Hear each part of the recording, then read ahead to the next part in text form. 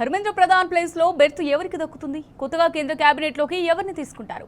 కొత్త విద్యాశాఖ మంత్రి ఎవరు? ఒక్క రాజీనామాతో కేంద్ర మంత్రుల శాఖలు తారుమారయ్యే ఛాన్స్ ఉందా? దేశమంతా ఇప్పుడు ఇదే చర్చ నడుస్తోంది. కేంద్ర విద్యాశాఖ మంత్రి ధర్మేంద్ర ప్రధాన్ రాజీనామా అనంతరం కేంద్ర మంత్రివర్గంలో మార్పులు చేర్పులపై ఊహాగానాలు జోరందుకున్నాయి. సరిగ్గా ఈ టైంలోనే మహారాష్ట్ర ముఖ్యమంత్రి దేవేంద్ర ఫడ్నవీస్ ను బీజేపీ అధిష్టానం ఢిల్లీకి పిలిచినట్టుగా వార్తలు రావడంతో రాజకీయం మరింత వేడెక్కింది. మహారాష్ట్ర ఉప ముఖ్యమంత్రి ఏక్నాథ్ షిండే కూడా ఢిల్లీకి రావాలని బీజేపీ హైకమాండ్ కబురు పెట్టినట్టుగా ప్రచారం జరుగుతోంది. త్వరలో కేంద్ర మంత్రివర్గ పునర్వ్యవస్థీకరణ జరిగే అవకాశాలపై జోరుగా చర్చ నడుస్తోంది. ఫడ్నవీస్ ను కేంద్ర కేబినెట్ లోకి తీసుకుని కీలక బాధ్యతలు అప్పగించే అవకాశం ఉన్నట్టుగా టాక్. అయితే ఈ విషయంపై కేంద్ర ప్రభుత్వం నుంచి కానీ బీజేపీ నుంచి కానీ ఇప్పటి వరకు ఎలాంటి అధికారిక ప్రకటన రాలేదు.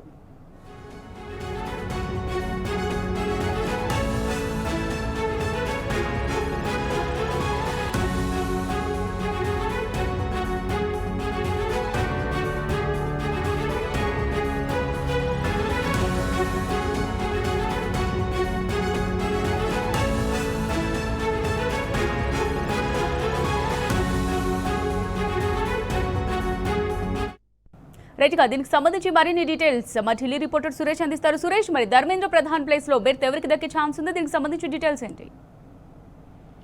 మొత్తంగా ఇప్పటి వరకు కేంద్ర మంత్రివర్గంలో ఖాళీలు చూసుకుంటే ధర్మేంద్ర ప్రధాన్ ఇవాళ విద్యాశాఖకు రాజీనామా చేశారు. మరోవైపు ఆర్థిక శాఖ సహాయ మంత్రి అయినటువంటి పంకజ్ చౌదరి రాజీనామా చేయడం జరిగింది. ఇటు మైనార్టీ వ్యవహారాల శాఖ మంత్రి సహాయ మంత్రి అయినటువంటి జార్జ్ కురేన్ కూడా తన రాజ్యసభ ఇవ్వడంతో ఖాళీ చేయడం జరిగింది. ఇటు మత్స్య పశుసంవర్ధక శాఖ డైరీ శాఖకు సంబంధించినటువంటి జార్జ్ కురేన్ 2 పదవులు ఆయనకు ఉండడం జరిగింది. ఆ పదవిని కూడా ఆయన రాజీనామా చేశారు. అటు రైల్వే శాఖ సహాయ మంత్రి ఉన్నటువంటి రవనీత్ సింగ్ బిట్టు కూడా పదవికి రాజీనామా చేశారు. ఇటు ఆహార ప్రాసెసింగ్ పరిశ్రమల శాఖ మంత్రి రణ్వీర్ సింగ్ బిట్టు ఈ 2 పదవులు కూడా ఆయనకు ఉండడం జరిగింది. మరోవైపు మంత్రివర్గంలో మార్పు జరిగేటువంటి అవకాశాలు ఉన్న దాంట్లో హర్ష మల్హోత్రా ఉన్నారు. ఈయన పార్టీ సంస్థాగత బాధ్యతలను స్వీకరించడంతో కేంద్ర మంత్రివర్గం నుంచి ఈయన తొలగేటువంటి అవకాశాలు కనబడుతున్నాయి. ఆ దిశగా నరేంద్ర మోడీ నిర్ణయం తీసుకునేటువంటి అవకాశాలని ఆయన నిర్వహించినటువంటి కొత్త శాఖ ఆయన శాఖకు కొత్త మంత్రిని బాధ్యతలు తీసుకునేటువంటి దిశగా కూడా కేంద్రం నిర్ణయం తీసుకునేటువంటి అవకాశాలు అయితే ఇప్పటి వరకు కూడా ఇంకా స్పెక్యులేషన్స్ కొనసాగుతున్నాయి.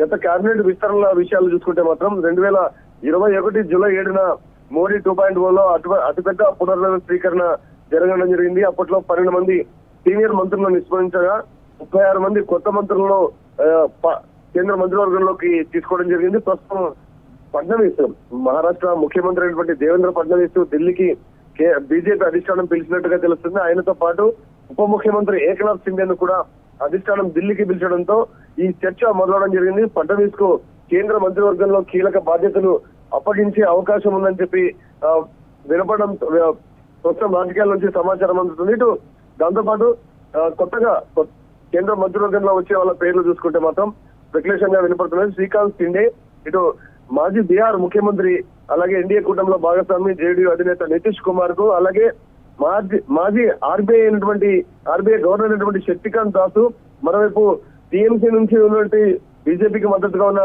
నేత సుఖేంద్ర శేఖర్ రాయ్ కూడా కొత్తగా మంత్రివర్గంలో చోటు దక్కేటువంటి అవకాశాలు దిశగా సమాచారం అందుతుంది. దీనిపైన ఇంకా కేంద్ర ప్రభుత్వం నుంచి మాత్రం ఇటు బీజేపీ అధిష్టానం నుంచి మాత్రం ఒక స్పష్టమైనటువంటి నిర్ణయం రాలేదు. ప్రస్తుతం సీజేపీ ధర్నాకు అనుకూలంగా విద్యార్థులు చేసినటువంటి డిమాండ్లకు అనుకూలంగా ధర్మేంద్ర ప్రధాన్ రాజీనామా చేయడంతో మరొకసారి కేంద్ర ప్రభుత్వం తన భారీ విస్తరణ విషయంగా కేబినెట్ ముందుకు వెళ్తున్నటువంటి అంశం తెరపైకి రావడం జరిగింది. అయితే పార్లమెంటు సమావేశాలు జరుగుతున్న సందర్భంలో ఈ రకమైనటువంటి నిర్ణయం మరి కేంద్ర ప్రభుత్వం తీసుకొని ముందుకు వెళ్తుందా లేదన్న దానిపైన చూడాల్సింది. అయితే గతంలో కూడా ఈ మంత్రివర్గ విస్తరణలో పార్లమెంటు సమావేశాలు జరుగుతున్న సమయంలోనే కేంద్ర ప్రభుత్వం నిర్ణయం తీసుకొని కూడా పార్టీలో మార్పులు చేసినటువంటి సంఘటనలు చూడడం జరిగింది. ప్రస్తుతం ఉన్నటువంటి పరిస్థితుల్లో కేంద్ర ప్రభుత్వం కీలక బిల్లులు పార్లమెంటుకు తీసుకురావాల్సినటువంటి విషయం పైన ఆలోచన ఉన్న సందర్భంలో కేబినెట్ నిర్ణయాన్ని పునర్వ్యవస్థీకరణ విషయాన్ని ముందుకు తీసుకెళ్తుందా లేకపోతే మరోసారి అటకెక్కిస్తుందా చూడాల్సింది. ప్రస్తుతం అయితే ఢిల్లీలో కేంద్ర ప్రభుత్వంలో కీలక పరిణామాలు చోటు చేసుకుంటున్న కారణంగా కేంద్ర మంత్రివర్గ విషయంలో మార్పులు రాబోతున్నాయి. ఇటు పార్లమెంటు వేదికగా కూడా ఇప్పటికే కేంద్ర ప్రభుత్వం ఇచ్చినటువంటి హామీ ఈ ఎడ్యుకేషన్ అమెండ్మెంట్ బిల్ యాక్ట్ 2026ను పార్లమెంటు ముందుకు తీసుకురాబోతుంది. దాంతో పాటు ప్రజా పరిరక్షణ పరీక్షల అక్రమాల బిల్లుతో పాటు వికసిత్ భారత్ శిక్షా అధిష్టాన్ బిల్లును కేంద్ర ప్రభుత్వం ఈ పార్లమెంట్ సమావేశంలో తీసుకురాబోతుంది. అలాగే సుప్రీంకోర్టు న్యాయమూర్తుల సవరణకు సంబంధించినటువంటి బిల్లును కూడా కేంద్ర ప్రభుత్వం పార్లమెంట్ లో ఈ మాన్సూన్ సెషన్ లో తీసుకొచ్చేందుకు ప్రయత్నాలు కొనసాగిస్తుంది. 130వ సవరణ బిల్లును ప్రజాప్రతినిధుల అనర్హతకు సంబంధించిన బిల్లును కూడా ఈ పార్లమెంటు మాన్సూన్ సెషన్ లో ప్రవేశపెట్టేందుకు కేంద్ర ప్రభుత్వం ప్రయత్నాలు చేస్తుంది. మరోవైపు డీలిమిటేషన్ విషయం పైన కూడా నిర్ణయం తీసుకొని ముందుకెళ్లే దిశగా కేంద్రము ప్రయత్నాలు ఉంది. అందులో దాంతోపాటు పన్నులు, ఆర్థిక వివరాలకు సంబంధించిన అనుబంధ బిల్లులు పెండింగ్ లో ఉన్నాయి. ఇదే కాకుండా ఇతర శాఖలకు సంబంధించినటువంటి సవరణ బిల్లులు కూడా పెండింగ్ లో ఉన్నాయి. వాటన్నింటినీ దృష్టిలో ఉంచుకొని మరి ఈ లిస్ట్ ఆఫ్ బిజినెస్ ను దృష్టిలో ఉంచుకొని కేంద్ర ప్రభుత్వం మంత్రివర్గ విస్తరణలో ముందుకు వెళ్తుందా, లేకపోతే మరొకసారి డేటాబేస్ ధోరణితో సెషన్ పూర్తయ్యే వరకు కూడా ఆలోచనలు పెండింగ్ లో ఉంటుందా చూడాల్సి ఉంటుంది. Right, thank you Suresh.